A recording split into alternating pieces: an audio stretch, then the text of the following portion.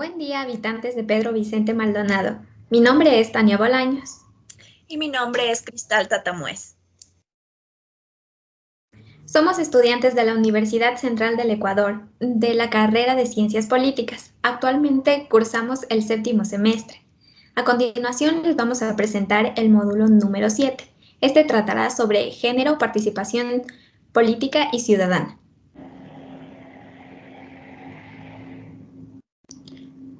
Participación política y género. Historia. La dicotomía biológica de género se convirtió en dicotomía social a través de la que se establece lo femenino y lo masculino, es decir, los roles de género que se han perpetuado desde la antigüedad. A partir de esta diferenciación sexual, se establece que la política es masculina mientras que el trabajo doméstico es femenino. La base de la diferenciación sexual, juntamente con los roles, es la familia patriarcal, que genera una división social y sexual del trabajo estableciendo roles según el género. Por lo tanto, es necesario romper con esta base para que sea posible construir una sociedad igualitaria. En la historia ecuatoriana, el derecho al voto para las mujeres en el Ecuador se da a inicios del siglo XX. En 1924, Matilde Hidalgo es la primera mujer que accede al sufragio, pero no es hasta el año de 1929 que se reconoce este derecho en la Constitución. Sin embargo, se excluye a los analfabetos. Para el año de 1978 se convierte en deber más que en un derecho. Por otra parte, Matilde Hidalgo Navarro resultó electa como primera mujer diputada en 1941 en Ecuador. Sin embargo, debido a las negativas y el constante reconteo de votos, fue colocada como suplente. Las mujeres en busca de reconocimiento público procuran incidir a favor de la vigencia de derechos de las mujeres a través de políticas y programas. Por ejemplo, el caso del Consejo Nacional de Mujeres, que propugnaba por la introducción de reformas o innovaciones jurídicas que les dieran mayores garantías, además por la inserción de las mujeres en el ámbito político formal. De ahí que la acción principal esté dirigida al sistema político y al Estado. Siguiente. Las respuestas del Estado frente a la presión de las organizaciones tuvieron efectos materializándose en varias leyes y la creación de comisiones. Entre los avances obtenidos tenemos la Ley de Maternidad Gratuita y Atención de la Infancia en 1994 y 1998, la Ley de Amparo Laboral de la Mujer en 1997, las reformas a la Ley de Elecciones y la introducción de cuota electoral para las mujeres en el 2000, la incorporación del enfoque de género en la Constitución de 1998. Por último, la creación de la Comisión Permanente Especializada en la Mujer, el Niño, la Juventud, la Familia del Congreso Nacional de 1998. Siguiente. Las mujeres en la política, el derecho a ser elegidas. En la presidencia de la República, la participación política de las mujeres en los últimos 20 años ha aumentado considerablemente con respecto a las décadas anteriores. Sin embargo, en ciertos cargos el acceso de las mujeres todavía sigue siendo limitado. Por ejemplo, la representación política de las mujeres en el Poder Ejecutivo ha sido sumamente reducida. Solo 6 mujeres han terciado por la presidencia en la historia democrática del país: Rosalía Arteaga, María Eugenia Lima, Ivonne Baqui, Cintia Viteri, Marta Roldós y Melba Jacome. Siguiente. En la Asamblea Nacional. En cuanto al poder legislativo, se observa que la paridad aún está lejos de cumplirse. Para el periodo legislativo actual 2021-2025 hay 53 mujeres de 137 legisladores en total. Esto representa el 38.69%. Además, este poder está encabezado por una mujer, Guadalupe Llori de Pachacuti. Históricamente, en la presidencia del Congreso o Asamblea Nacional han estado solo 3 mujeres: Susana González en el 2000, Gabriela Rivadeneira entre el 2013 y 2017 y Elizabeth Cabezas entre el 2018 y 2019. Con respecto a las vicepresidencias del Congreso o Asamblea, se encuentran Nina Pacari en 1998, Roxana Alvarado y Marcela Aguiñaga entre el 2003 y 2017. Siguiente. Gobiernos autónomos descentralizados. Para las elecciones seccionales del año 2019, las cifras muestran que los hombres fueron cabeza de lista en un 80.3% en las vocalías de juntas parroquiales, un 77.6% en las concejalías rurales y un 71.1% en las concejalías urbanas. Siguiente. Además, según el CNE, a nivel de gobiernos autónomos descentralizados municipales, se observa una mayor participación a cargos como la alcaldía y concejalías. Sin embargo, aún son porcentajes bajos con respecto a los hombres. Por ejemplo, las candidaturas de mujeres para la alcaldía han subido un 11.8% en 2019 a un 14.3%. Por otra parte, en cuanto a dignidades electas, se observa un crecimiento menor, un 6.3% en 2009 y un 8.1% en 2019.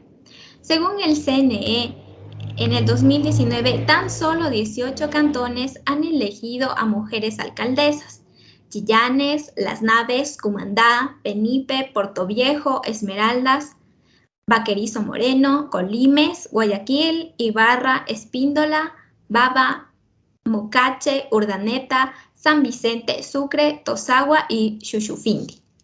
Siguiente.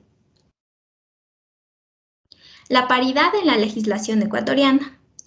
La paridad se refiere a la representación equitativa entre hombres y mujeres. En este caso, a nivel de participación política, el objetivo es lograr una representación proporcional, es decir, 50-50, a fin de que las mujeres accedan en igualdad de condiciones a participar en la vida pública.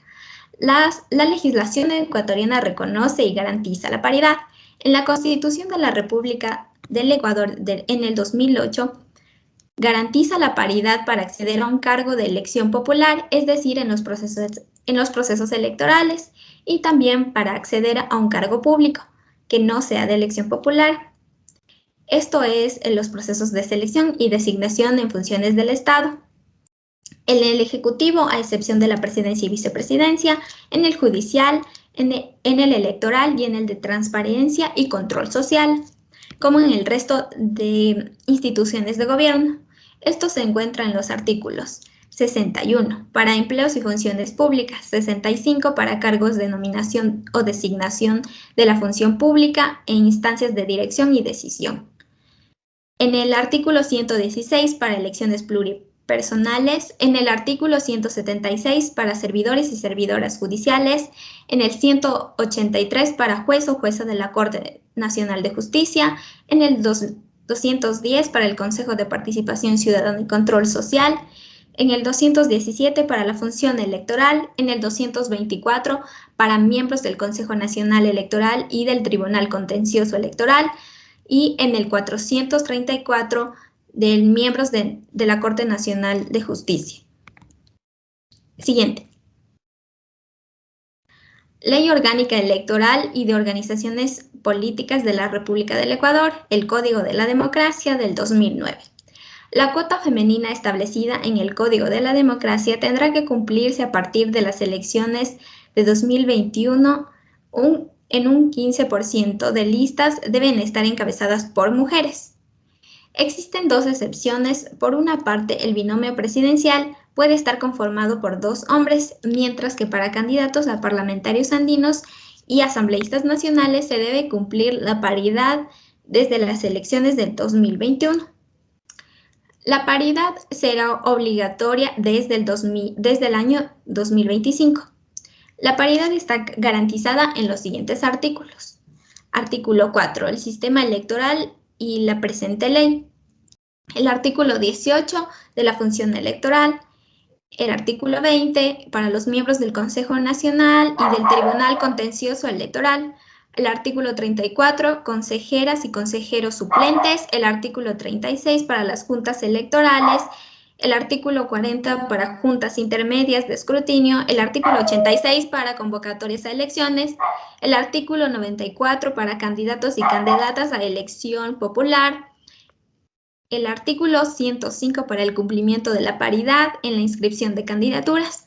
Además de estos, se encuentran artículos como el 160, el 165 y el 321. Siguiente.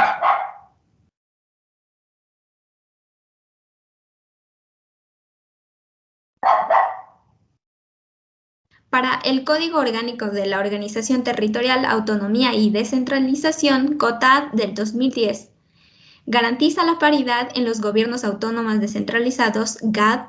Estos se encuentran en los artículos 33, Consejo Regional, 44, Consejo Provincial, 45, Juntas Parroquiales Rurales, 46, elección indirecta de representantes de los gobiernos autónomos descentralizados parroquiales rurales. Designación de la segunda autoridad del Ejecutivo en el Gobierno Autónomo Descentralizado Parroquial Rural. Siguiente. Violencia política. La violencia política en la legislación ecuatoriana. La Ley Orgánica Integral para prevenir y erradicar la violencia contra las mujeres busca tanto prevenir y erradicar como atender, proteger y reparar a las mujeres víctimas de violencia de cualquier tipo, mismas que también están tipificadas en el Código Orgánico Integral Penal, el COIP. Esta ley establece varios tipos de violencia. Entre estos se encuentra la violencia política en el artículo 10, literal F. La define como aquella violencia cometida por una persona o grupo de personas directa o indirectamente en contra de las mujeres que sean candidatas, militantes, electas, designadas o que ejerzan cargos públicos, defensoras de derechos humanos, feministas, lideresas políticas o sociales o en contra de su familia. Esta violencia se orienta a acortar, suspender, impedir o restringir su accionar o el ejercicio de su cargo o para inducir u obligarla a que efectúe en contra de su voluntad una acción o incurra en una omisión en el cumplimiento de sus funciones, incluida la falta de acceso a bienes públicos u otros recursos para el adecuado cumplimiento de sus funciones. Siguiente. Para esto se establecen instancias para la atención a víctimas de violencia política. Además, las que sean violentadas pueden acudir a diferentes instancias como estas. Para el auxilio, la llamada al 911, medidas administrativas de protección inmediata como las juntas cantonales de protección de derecho, tenencias e intendencias de policía. La asesoría gratuita. Se puede llamar a la línea gratuita de la Defensoría Pública al número 151 a través de una denuncia en unidades judiciales o la Fiscalía. Y por último, el apoyo gratuito en centros y casas de acogida para mujeres víctimas de violencia. Participación ciudadana con enfoque de género. Bueno, para iniciar con este tema, les voy a hablar sobre la variable, el género. Se ha visto ya el tema de participación ciudadana y por ende se entiende que los actores sociales participan y aportan en toma de decisiones y responsabilidades como un cogobierno en el, donde esta participación se vuelve un proceso deseable para el ser humano. En este sentido, la participación ciudadana que vincula a las personas con la política pública crea un compromiso y fortalecimiento de la democracia con el fin de fortalecer el capital social de la comunidad. Asimismo, el género se convierte en una variable, visto desde la teoría y la práctica de las políticas públicas y de los sistemas democráticos actuales. Siguiente, por favor. De esta forma, los modelos de democracia actuales buscan y pretenden la acción y participación de toda la ciudadanía por medio de mecanismos de participación abiertos, en donde las políticas activas son de equidad de género. Entendiendo esto, la política de género nos permite configurar una estructura de oportunidad participativa local. Después nos permite incluir a mujeres a prácticas participativas y también la participación de base asociativa. Ahora, ¿qué es esta participación de base asociativa? Pues esta es una forma específica de participación política que comprende categorías de análisis de los clásicos estudios de la cultura política, en donde este trabajo fundacional de la cultura política, que de igual forma ya se habló en módulos anteriores, también se lo ve como una cultura cívica. Entonces, este estudio sobre la participación política democrática, donde nos permite una investigación para un nuevo camino teórico metodológico, ¿no? Entonces, este aporte metodológico se refiere al uso de datos de encuesta y a la operacionalización de los conceptos teóricos. Siguiente.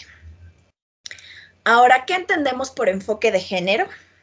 Pues género es el conjunto de creencias, prescripciones y atribuciones que se construyen socialmente tomando en cuenta a la diferencia sexual como base.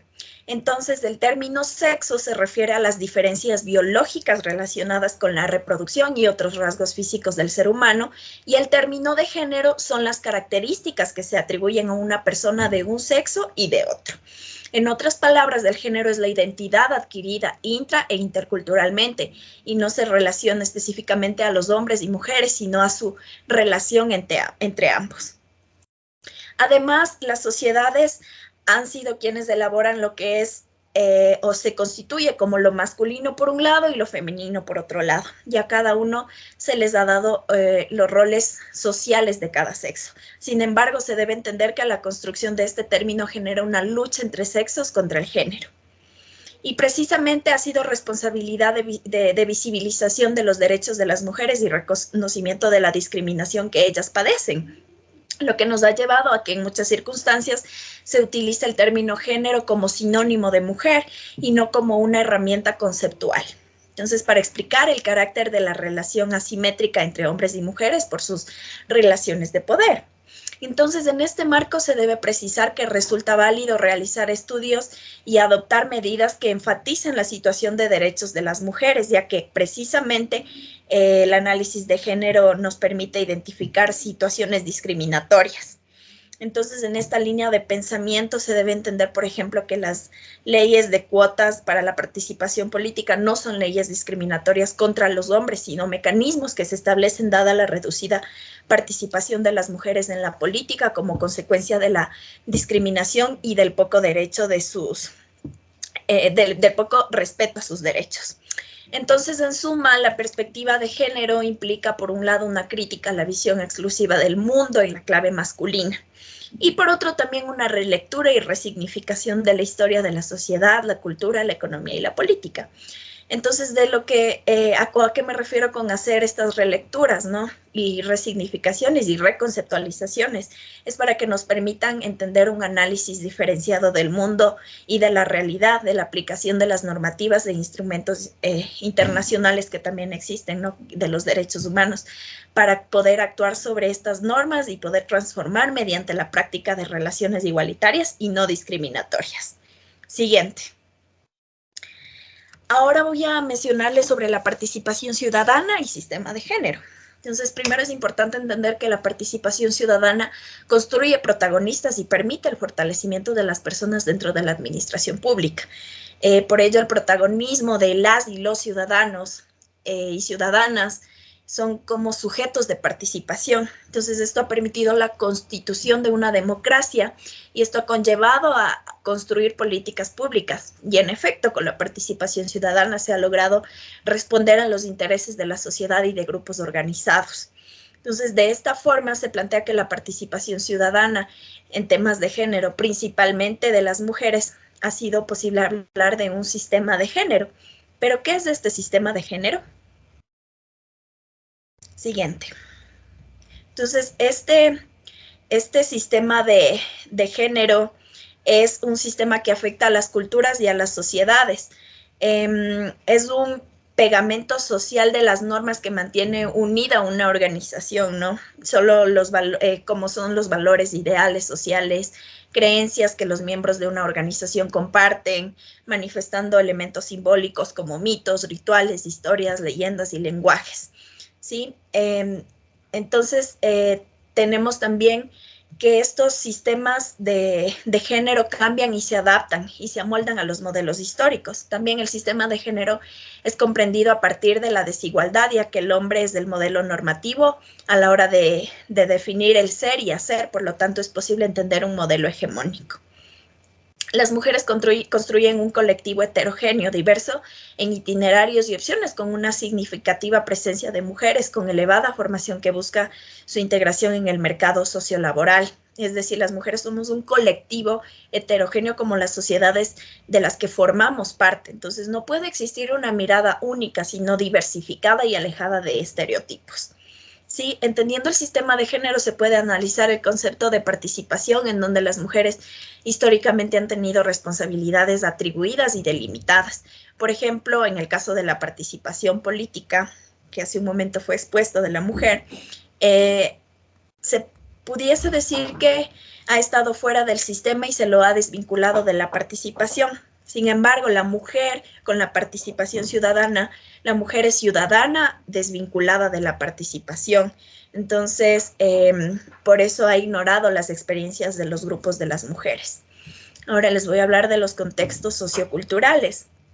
Este tema es amplio y complejo, pero permite involucrar a las personas para que sean parte de estos procesos y tomas de decisiones de nivel nacional y nivel comunitario. Entonces, lastimosamente, la participación no ha estado a nivel de todas y todas las personas, ya que se ha excluido a mujeres, juventudes, poblaciones LGBTI, o su participación ha sido limitada en estos espacios participativos. Sin embargo, se le ha atribuido a la mujer la tarea de participación, dependiendo de los contextos socioculturales en donde la mujer es parte de la toma de decisiones que se advierte en algún lugar específico. Siguiente.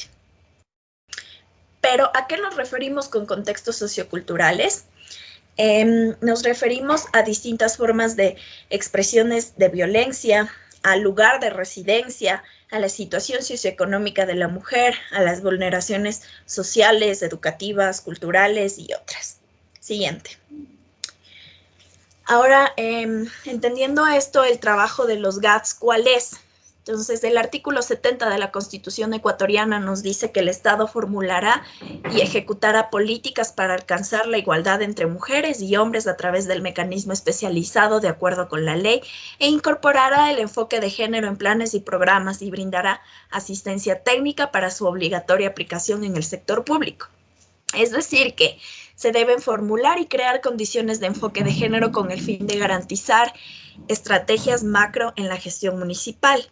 Sin embargo, se debe tomar en cuenta la voluntad política, la participación activa de la ciudadanía y el presupuesto para llevar a cabo los procesos de planeación y control social. Para el cumplimiento de la inclusión en enfoque de género se debe: 1. Crear políticas públicas con enfoque de género. 2. Planificar el presupuesto para el uso en perspectiva de género. 3. Crear agendas locales de igualdad. 4. Monitorear y evaluar los proyectos con enfoque de género. Pero también se debe considerar que para dar cumplimiento a la inclusión de género en la participación ciudadana, las máximas autoridades deben crear mecanismos para la erradicación de la discriminación en razón de género. ¿Y cómo se logra esto? Pues el alcalde o alcaldesa debe incorporar la necesidad del enfoque de género en la gestión de la participación ciudadana del gobierno autónomo descentralizado. También deberá conformar un equipo gestor integrado por servidores, servidoras y autoridades que se encargarán de la ejecución de políticas y programas municipales enfocados a la inclusión de participación ciudadana con enfoque de género. También se debe tomar en cuenta el asesoramiento político y técnico del Consejo Nacional para la Igualdad de Género.